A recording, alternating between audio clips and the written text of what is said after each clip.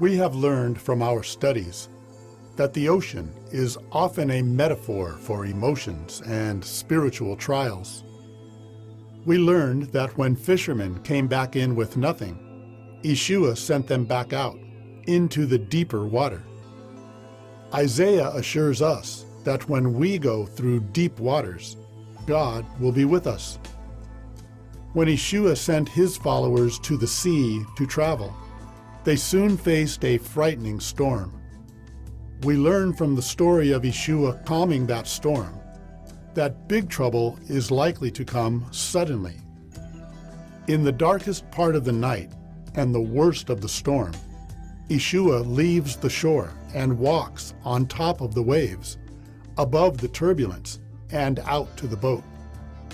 Peter tries to join Yeshua in the water, and it is only when he takes his eyes off the Lord and looks at the storm that Peter starts to fall and becomes overwhelmed. When the intensity of life's storms take our attention, we lose sight of the way out of our situation. Fear and depression produce a false sense in us that problems are worse than they really are, and that things will never improve. It is then that we must aim high and raise our sight above the waves. Taoism teaches that although a river may be moving swiftly and powerfully, winding around rocks in dangerous rapids, it always eventually reaches the sea, where the water will be calm.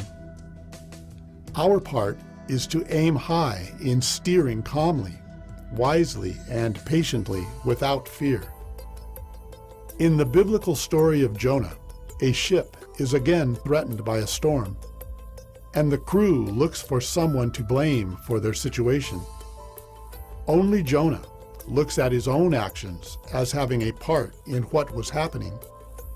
Realizing that his personal storm has engulfed everyone else, he does what only he can do, and in accepting the blame, gains everyone's salvation. In modern life, we must weather stormy relationships with spouses or family, employers or teachers, weather financial storms, or battle the powerful headwinds of addictive behaviors. Instead of looking for someone to blame, an assessment is called for of whether we have gone off course and lost the way, and if we have, to do what only we can do by accepting personal responsibility. Trees that withstand storms have deep roots, and we should be deeply rooted in our commitment to the way that brings truth to life.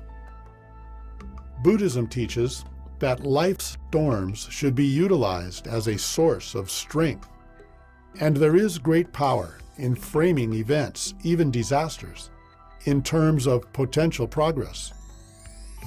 Contemporary psychologists have defined the term post-traumatic growth as personal development that surpasses what was present before a traumatic event.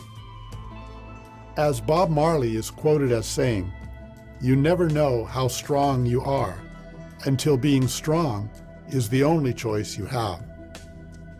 None of life's storms end until they have taught us what we need to know.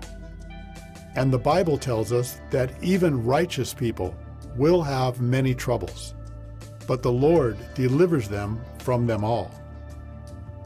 There is a course atop the waves, over the rapids, and around the rocks and through the worst of troubles, a path that is found by looking up and following the way.